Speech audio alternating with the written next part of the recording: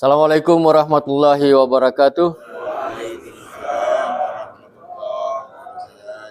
Kita awali dan buka dengan bersama-sama membaca lafaz Bismillahirrahmanirrahim. Alhamdulillah wa syukrulillah wa la haula wa la quwata illa billah. Asyhadu an la ilaha illallah wa asyhadu anna Muhammadar Rasulullah. Amma ba'd. Bapak Ibu dan saudaraku jamaah jamaah subuh rahimakumullah.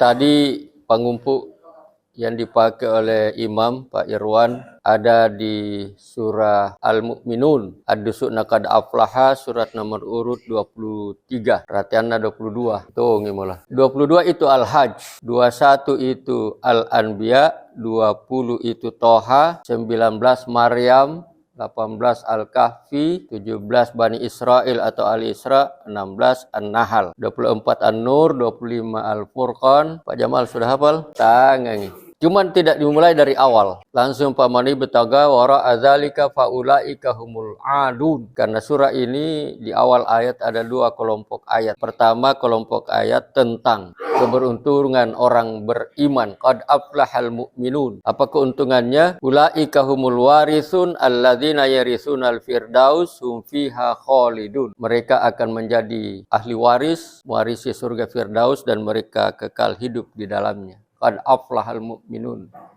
Cuman ada syaratnya. Nah, salah satu syaratnya ayat dibaca di pangumpu rakaat pertama. Sebenarnya walladzina hum li furujihim hafizun illa ala azwajihim aw ma malakat aymanuhum fa innahum ghairu malumin. Famani bataga wara adzalika faulaika humul adun. Kemudian kelompok ayat berikutnya itu yang saya biasa populerkan dengan istilah namil. Nutfah, alaqah, mudghah, idzaman, lahma. Ya, Bapak Ibu, di situ adalah proses kejadian manusia dari awal, malah dari asalnya. Walaqad khalaqnal insana min sulalatin min tin.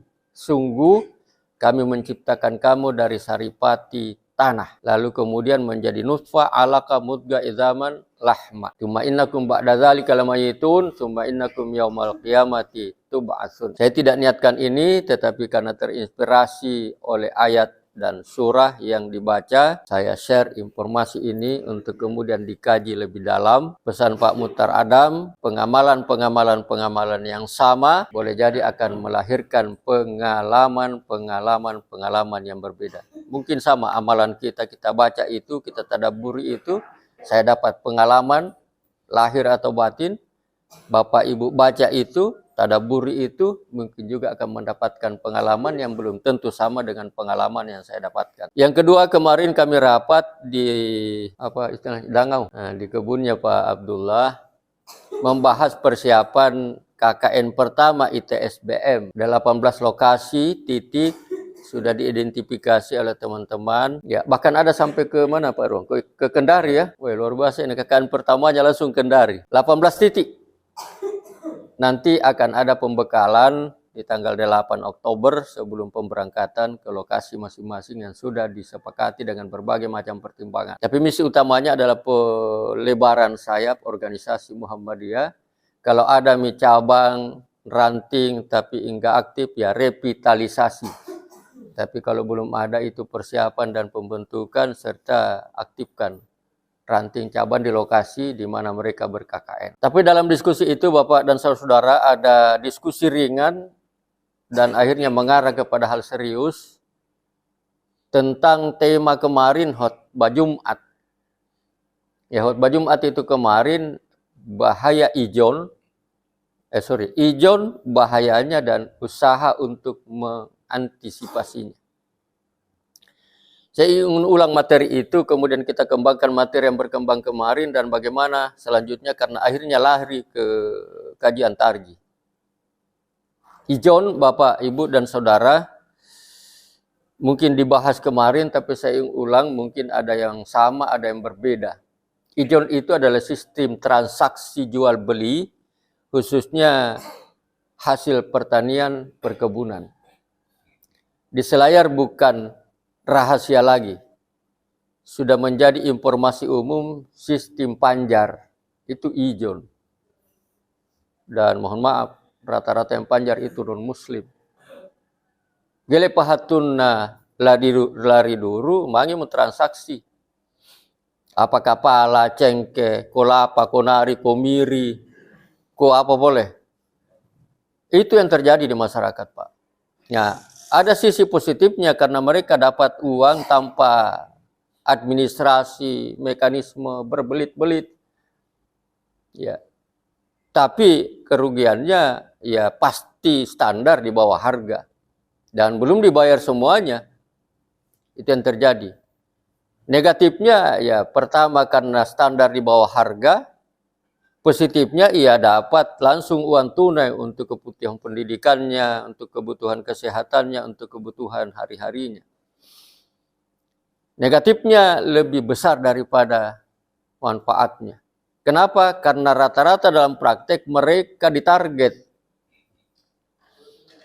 Kalau panen yang akan datang, apakah kelapa, kemiri, kenari, pala, cengkeh, dan lain-lain, itu harus sekian. Ini sudah dikalkulasi oleh mereka. Bahwa sekian pi baru mereka beruntung. Dan apakah terpaksa atau sukarela para petani pekebun kita, ya siap saja. Deal. Nah, Bapak dan saudara-saudara, ijon ini kenapa dilarang? Karena agama tidak menghendaki jika terjadi kedua hal ekstrim selanjutnya pada musim panennya. Cuman ada yang lebih parah di Selayar karena ditarget. Kalau tidak cukup ditargetnya, menjadi utang bagi petani pekebun itu. Nanti pinjam mau kau bayar nanti dilunasi di musim panen berikutnya, tapi lupa 2 kali mi.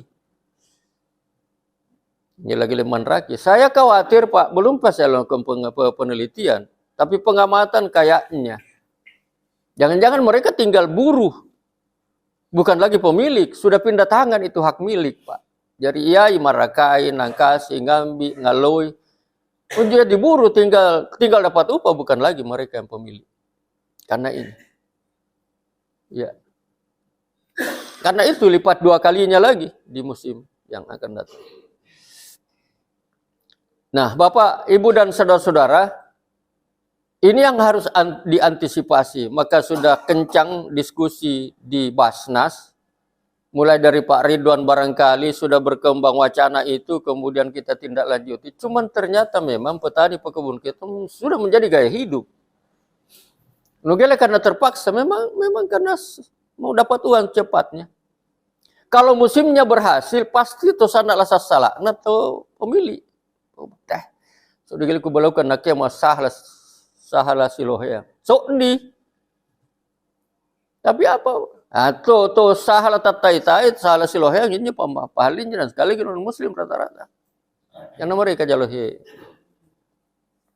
Kalau panennya gagal, pasti pembeli yang menyesal. Dan agama tidak menghendaki dua-duanya kondisi ekstrim ini.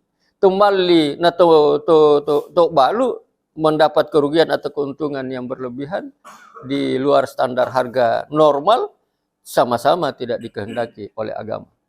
Nah, yang menjadi kemudian diskusi ringan akhirnya serius adalah persoalan arisan. Arisan kena dampaknya ini. Saya nggak tahu ini penyakit menular atau penyakit menurun. Menular barangkali. Bagaimana modelnya? Teman bertanya, apa ada ijon di arisan? Ada. Ya, ada. Karena arisan diundi, nah dia sudah butuh untuk pendidikan, untuk kesehatan, untuk hari-hari. Lah balu kang arisan nah Pak Ibu. Kenapa? Karena belum saatnya naik. Gele periundi, gele ina anda. 5 juta pas reana, lah balu kang 30 juta. 2 jutanya dahuna tumalin atau sarenja modal. Di mana minta awanu alal birri wat taqwanya? Hilang. Nah, Pak Ibu, saya masih ingat disertasi sarjananya S1-nya Irwan Umar almarhum, mantan anggota dewan. Itu di sini. Bahwa arisan itu awalnya kearifan lokal itu muhakkak di Selayar. Enggak diundi, dimusyawarahkan, disepakati. Siapa yang paling mendesak, kasih. Tapi kemudian nggak tahu siapakah, apakah PKK atau Dharma Wanita yang merubah menjadi arisan dan diundi, ini persoalan. Nah, tadi ada ayat Ada ayat yang saya sempat terlintas di atas, cuman saya cari surah dan ayatnya belum ketemu lagi di referensi di HP saya, Pak. Innamal khamru wal maisir wal ansabu wal adlamu rijsum min amalis syaiton fajtanibuhu la'allakum turhamun. Ini kan tegas sekali. Sesungguhnya ya, innamal khamru hamar wal maisir wal, dan salah satu di antaranya mengundi nasib dengan anak panah. Rijsum min amalis syaitan. Rijsun itu adalah kotor yang paling kotor dalam tingkatan bahasa Arab, kata referensi yang pernah saya baca. Disambung min amalis setan, perbuatan setan. Fajtanibuhu, tinggalkan. Ya. Itu teksnya ayat. Dan agama ini sering saya ulang, Pak Ibu, di forum-forum apa saja, forum-forum keagamaan. Ada 3 pendekatan yang harus kita lakukan. Pendekatan tekstual, pendekatan kontekstual, pendekatan aktual. Contoh, wal yakhshal ladzina law taraku min khalfihim dzurriyyatan di'afa khafu 'alaihim falyattaqullaha wal yaqulu qawlan sadida. An-Nisa ayat 9 kalau enggak salah. Ya? Betul. Betul Pak Abdullah. Iya. Hendaklah kalian waspada, hati-hati. Jangan sampai meninggalkan generasi yang berada dalam keadaan lemah. Ini hampir setiap datang Pak Kiai Mutar Adam, di mana saja dikupas tuntas ini ayat. Di Muhammadiyah, di Nurul Hidayah, di pesantren di Palimba. Sering diingatkan. Sepertinya materi wajib bagi beliau untuk mengingatkan kita. Ya, kalau teksnya sepertinya lemah fisik. Tapi ternyata ketika lihat konteks ayat ini, di ayat sebelumnya dan di ayat sesudahnya, ini konteks ekonomi, Pak. Ya, karena ada hubungannya mungkin ketika itu, kondisi itu, sampai Nabi atau patah Arab mengatakan, kadal fakru ayakuna kufran. Sesungguhnya kefakiran bisa mendorong manusia pada kekafiran. Jadi fakir bisa mendorong pada. Makanya Nabi banyak istrinya, rata-rata janda tua lagi. Bukan janda muda, Pak. Janda tua usianya 70 tahun, anaknya 17. Itu pun ditawarkan kepada jamaah, rata-rata janda yang suaminya meninggal di medan perang. Mati syahid waktu berjihad. Ditawarkan pada sahabat, ini si kandrek janda. Kenapa? Karena itu tadi, kadal fakru ayakuna kufran. Bayangkan kalau 7 anaknya nggak punya penghasilan, suaminya sudah meninggal, bisa digeser lagi akidahnya. Dan itu pernah terjadi beberapa dekade di Bontosikuyu dengan Yayasan Matepe, Pak. Laba jarang ya, pakai pendidikan gratis. Laba jarang ya, orang-orang Bontosikuyu hafal betul itu. Ya, laba jarang ya. Laba jar SPP anak nagele sarim. Pinduan pintalu ngiri sehingga rala kau ya, kamu baca assalah. Assalah, pindah agama, Pak. Pindah agama di Bontosikuyu sebagai. Itu ya sama TP yang berjasa dalam tanda negatif. Kadal fakru ayakuna kufran. Ya. Kalau kontekstualnya ya ekonomi. Tapi kalau aktualnya ternyata tidak. Jangan tinggalkan generasi pelanjut yang lemah dalam akidah, ibadah, akhlak, moral, ya. Ya, ilmu, teknologi, jangan, itu aktualnya dalam kehidupan sekarang. Sehingga sejak saya masih wakil bupati menjabat di Jakarta sudah ada informasi dan arahan. Ke depan orang akan bertanya bukan lagi apa jabatanmu, tapi apa keahlianmu. Itu Pak. Contoh bahwa agama ini terkadang didekati secara aktual, tekstual dulu, tekstual, kontekstual, dan aktual. Nah, mengundi nasib dengan anak panah ada teksnya. Mengundi nasib dengan anak panah ada konteksnya. Mengundi nasib dengan anak panah ada aktualnya. Persoalannya arisan diundi. Masuk enggak? Kalau secara tes masuk. Karena nasib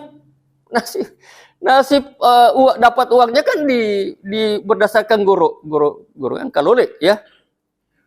Nah, ini didiskusikan. Makanya kami bilang ini karena bukan materi ini yang kita jadikan bahan rapat di kebunnya Pak Abdullah, kita serahkan ke Tarji. Bahkan sebagian teman-teman sudah membuka beberapa referensi Tarji yang ada di HP-nya di filenya. Karena ini merata, Pak. Ya, komunitas, ada arisan haji, ada arisan alumni dari kloter berapa itu. Salah satu diantaranya Pak Sorabil itu koordinator, kemudian yang lain-lain. Ada arisannya di situ, di PKK, apalagi di Dharma Wanita juga ada. Nah, semuanya rata-rata diundi, Pak. Saya sudah bertahun-tahun mengelola arisan main kupeng pandiah melakukan arisan Pongoro. Pongoro nalaku Pak Aneh, masari arisan nugeliki sipole setoran. Betul. Ada yang setorannya hanya 150.000 per bulan, ada yang setorannya 15 juta. Enjala arep pongoro Pandai mah. Ente kamu itu. Nah, tapi nanti kami yang ini sekarang kalau nggak salah sudah 25.500.000 per bulan. Jadi tasimilangangin jadi 50 irana. Ikan betugas tak gabung sampai kemudian bulat 25.500.000 per nomor. Jadi di situ ada yang 150, ada 500, ada yang 1 juta, ada 15 juta, ada sampai bulat 25.500.000 Januari, Februari, Maret dan seterusnya sampai Desember. Ya. Karena laku Pandai Ahmad pongor kapang sikna na naik arisana ya la sipole upah, tidak mungkin. Hanya itu yang dikali 12. Ya. Kenapa? Karena arisan ini selalu timpun dalam 1 tahun. Selesai. Jadi itu untuk mengurangi resiko nilai uang yang turun drastis. Jadi selalu selesai. Nah, di mana muhakkaknya? Di mana musyawarahnya? Di mana tidak diundinya? Di bulan pertama, bulan kedua. Bulan pertama diserahkan kepada koordinator kami dan keluarga. Siapa yang paling mendesak dalam 1 tahun ini untuk wisuda anaknya atau SPP anaknya, apakah di perguruan tinggi atau di sekolah lanjutan dan lain-lain, atau kebutuhan lain. Kami yang, oleh karena itu di nomor urut pertama tidak diundi, diserahkan kepada koordinator untuk mengatur itu, berdasarkan siapa yang paling membutuhkan dan mendesak. Di sini muhakkaknya muncul. Yang kedua, bulan Februari juga tidak diundi. Karena dikasih kesempatan kepada yang naik di bulan terakhir Desember 2024 yang lalu. Dia mendapat kesempatan untuk tidak diundi di bulan Februari 2025. Tapi tidak boleh menambah. Jadi kalau eran dari bulan di tahun 2024 1 juta aja per bulan, 1 juta tahun yang ngakul lagi riundi. Kan ritong itu ya biasa atau akak lah. Di 2024 1 juta aja. Kemudian kalau kau ditegeleri undi, hasil kingupa di Februari laporan itu 1 juta. Yang 2 juta itu diundi, 1 juta aja yang kemudian berdasarkan kesepakatan tidak diundi. Nah, yang bulan 3 dan seterusnya baru diundi. Kalau 4, 5, 6, 7, 8 masing-masing saya berdoa mudah-mudahan nak ya. Tapi kalau sudah bulan 9 mereka balik mudah-mudahan gelenak ke. Kenapa? Karena nanti kalau dia naik di bulan 12, dia mendapat kesempatan untuk naik di bulan Februari tahun berikutnya. Banyak teman-teman, keluarga, kenalan yang setelah tahu sistem arisan ini, karena selalu selesai dalam 1 tahun, berpindah dari arisan tradisional, konvensional, ke arisan ini. Kuliah Pak janjian Pak. Karena sekali jadi undi. Sekali jadi undi. Ya. Sudah jelas di situ saya naik bulan berapa. Sehingga kalau ada kebutuhan yang mendesak, dia bisa minjam dengan jaminan. Kami dihubungi CTK dengan kwitansi. Betul bahwa naik bulan arisana bulan 10. Iya, naik bulan Sikura, Sikoni. Ya. Betul dilihat catatan betul. Ingin lagi karena kebutuhannya bulan 8. Sikura yang wajar naik arisanku. Sikura naik bulan 10. Kalau arisan tradisional konvensional, sikura yang wajar naik arisanku. Sikura naik tumpak. Lah, itu ya tidak ada waktu. Naik tumpak itu talung pula potong naik. Nah bulan-bulan kingundi. Si tahu jatuh naik, itu kalian tahu Pak. Drastis turun. Nah, persoalannya masih dimaafkan enggak ini yang undian yang 10 yang 10 bulan itu karena bulan 3 sampai bulan 11 masih dia. Tapi itulah yang dan keuntungan berikutnya Bapak dan saudara di samping bisa dijadikan jaminan karena jelas kapan naiknya bulan berapa. Ada orang yang naik arisannya di bulan 3 misalnya atau bulan 4, mereka belum butuh, dititip di saya, dititip di kami. Kutara mu kabaran renak kira lak busi kubu ya lak busiku iya nah kebetulan ada yang mendesak tiba-tiba kita panggil yang bersangkutan, ini ada uangmu, ada teman anggota arisan yang sangat membutuhkan, mau nggak kamu pinjami dia, kami jaminannya karena kamu naik di bulan dia naik bulan sini. Kalau sepakat kita tanda tangan, berapa dia pinjam atas kesepakatan peminjam dan yang meminjamkan diketahui oleh koordinator kami keluar. Ini sudah berlangsung periode, mulai dari Pak Jalahung apa seniornya Pak Ridwan atau segenerasi, kemudian turun Om Po Husain, sekarang turun ke Saiful Arif Ida. Saya berharap ini menjadi inspirasi Pak untuk kita kaji ditarji bagaimana sebenarnya apakah masuk dalam kategori itu. Teksnya kan mengundi nasib dengan anak panah, ini mengundi nasib dengan kalole. Masuk nggak dalam kategori kan ini sanai lah, pokoknya mengundi nasib itu dilarang. Persoalannya ada enggak yang dirugikan di situ? Kalau kita bisa. Nah, kalau ada yang dirugikan jangan, hentikan. Tapi model arisan apa yang bisa ta'awanul 'alal birri wat taqwa? Musyawarah seluruhnya, ayo. Kalau musyawarah seluruhnya kita bisa bentuk bakar, itu yang paling aman. Bapak Ibu dan Saudara rahimakumullah. Ini ayat adalah ayat terakhir yang turun dalam 3 tahapan dalam konteks khamar dan judi. Pertama ayatnya turun, saya lupa, belum ketemu lagi referensinya. Kalau Bapak Ibu Pak Abdullah tahu, dapat sebut supaya teman-teman catat. Yang pertama turun itu tahap pertamanya tentang khamar dan judi. Yas'alunaka anil khamri wal maisir.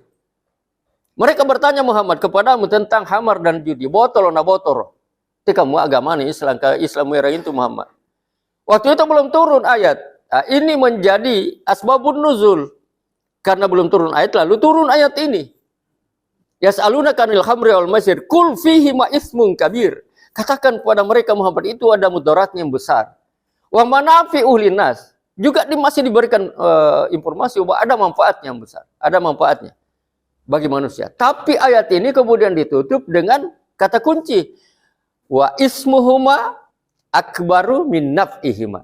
Tetapi mudaratnya jauh lebih besar daripada manfaatnya. Pikirin muka, ini masih akal yang diserang, masih akal yang difungsikan. Ada mudarat, ada manfaat, tapi mudaratnya jauh lebih besar daripada manfaatnya. Wa ismuhuma akbar min naf'ihima. Ya, to sadar inja lo ini sebenarnya pisang ke alus susika monok moko. Tapi tuh gara-gara gitu kalau pawanta juga. Iya. Jadi memang dulu sudah seperti itu gagara. Ya. Berlangsung terus itu. Kenapa? Karena sebahagian umat, jamaah, masyarakat mengatakan lapawanta juga. Gile pengalih hukum. Sampai Pak, sudah turun perintah salat melalui Mi'raj, masih botol, masih nginum. Masih botol, masih nginum. Riwayat yang saya baca, rek motos sambajan nagile pupusu pengumpul al-kafirun lauk pala al. Oh gele mula lakalupain jo lakum dinukum waliyadin. Sahabat tumbatun namu. La budu ma tak budun wala ana abidu ma abattum wala antum abiduna ma abud wala ana abidu ma abattum wala antum abiduna ma abud wala ana abidu ma abattum. Relapor Nabi itu. Ya Rasulullah itu sambanya konyombangi jeung pupul sambarana lakalupai lakum dinun. Aku kisah mai. Ternyata to bengos sambajang. Anda mula tobe ngotot tutur ampun biasa salah sambung ke wati ni patumbu nang urawal asri kapupusan nah. Ini tuh gaganya pengalaman. Ya, tobe ngosambajang. Nah, turun dari peristiwa ini turun ayat ya ayyuhalladzina amanu la taqrabus sholata. Ini kan redaksinya sama dengan ya ayyuhalladzina amanu la taqrabuz zina. Kalau teksnya sama, ya Allah. Ada yang mengatakan, "Abak, kamu nyetus sambajang ini?" Lebih sangkai Allah Ta'ala la taqrabus sholat, jangan dekati sholat. Sama redaksinya, komposisinya la taqrabuz zina. Kalau teksnya Tetapi lanjutannya mengatakan, ya, wa antum sukara hatta ta'lamu ma taqulun, sampai kamu memahami apa yang kamu katakan dalam sholat. Ya. Masukna aku sama sambaja sampai bengo juga Pak kok. Belum ada larangan tegas di situ Pak. Kenapa? Mental masyarakat belum siap menerima aturan yang tegas. Ini lapak pasangan kearifan lokal. Bugis Makassar, Parenta tahu Rierokna. Mereka belum siap. Ya, belum siap. Jadi, enje to gagara nggak rekeng enje ti rambe beja lah akali je pole nak lokon pekonjo namanya ki barajama lohor apa ki barajama nginung. Bayangkan Pak. Lain tamai asar akan monok musik bengona sambaja barajama musik. Ya, padahal ini intinya substansinya. Agele muka nangan potus sambaja mau konala botoro jua poko. Ampatus sambaja mau konala bengo jua poko. Lata kerebus salat teksnya. Tapi konteksnya di tahap kedua itu. Nah, ini masih berkembang terus dengan komposisi masyarakat jamaah yang sudah mulai bergeser kepada yang lebih banyak yang positif daripada yang negatif ini. Nah, suatu ketika dalam masa berikutnya terjadi pertumpahan darah dan setelah ditelusuri karena pengaruh botol. Ya, bukan pengaruh botol. Wah, turunlah ayat terakhir itu tadi. Ya ayyuhalladzina amanu innamal khamru wal maisir wal ansabu wal adlamu rijsum min amalis syaiton. Itu adalah perbuatan kotor, paling kotor, masuk perbuatan setan, fajtanibuhu. Maka tinggalkan. Ya, itu sudah tahap terakhir, tegas nih Pak Ibu. Nah, salah satu di antaranya mengundi nasib dengan anak panah. Itu perbuatan setan, perbuatan kotor yang paling kotor. Tinggalkan. Nah, karena kontesnya hamar dan judi, sejarah yang saya baca, babun terima kapamate lohena, alkohol di burusan. Kenapa? Mental masyarakat sudah siap. Di sini pentingnya konsultasi publik, aturan yang akan kita tetapkan. Mulai dari Perdes, Perda pra kabupaten kota, Perda provinsi, apalagi undang-undang yang kadang-kadang jarang dilakukan oleh para penuntut kebijakan kita. Sebagai masyarakat kita menantang bukan karena tidak mau, tapi tidak paham. Termasuk biasa proyek-proyek penunjukan langsung. Pak Lingkun ngejar hubungi ke mas. Repasik masalah nala koe. Atasi saya Pak Lingkun. Lagi le huseng Pak Lingkun rehat tumulan tama mana pangerakana gele kok. La taham peampun natana karena la tabatanana pelakuan yang perintah APBD, perintah Pak Bupati. Pak Bupati mula balukan pole. Mangir Pak Lingkun lagi le huseng Pak Lingkun. Ini pasti ada sebenarnya etika. Nah, mereka nontang karena nggak paham. Ya, Bapak Ibu dan saudara-saudara, itu yang barangkali menjadi materi kita tentang mengundi nasib dengan anak panah. Dan ada jalan tengah yang saya lakukan dengan keluarga. Bulan 1 Januari Februari nggak diundi, musyawarah. Siapa yang paling mendesak kepentingannya kita kasih kesempatannya naik. Tetapi nak arim bang ngasih jarinya Pak. 25 juta 500 injo, 10 arif ngasih jarinya. Padahal kami nuti jadah humbar injo. Hanya menghindari kecemburuan dan iri. Ngureanu riale. Ya karena sudah mereka datang. Bapak Ibu dan saudara-saudara, ini yang dapat saya sampaikan. Terima kasih gado-gado, nggak sistematis, tapi itu yang terinspirasi dari rapat kemarin di kebunnya Pak Abdullah, kemudian perencanaan ITSBM, lalu yang terjadi di masyarakat kita, arisan ijon itu, kita berharap supaya Lesismu, Basnas, dan lasis-lasis lain di Wahda, lasis di NU, bisa menjadi lembaga untuk mengatasi persoalan ijon, persoalan panjar di masyarakat kita. Sadaqallahul azim, terima kasih. Pak Rahman lanjutkan tugas tak.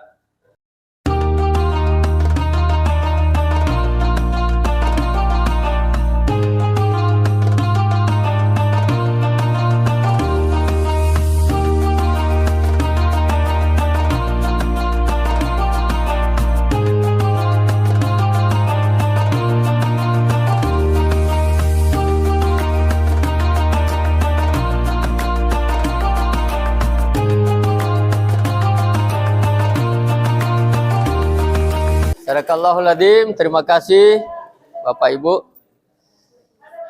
Mari kita akhiri dan tutup dengan bersama-sama membaca lafaz Alhamdulillahirabbil alamin. Wassalamualaikum warahmatullahi wabarakatuh.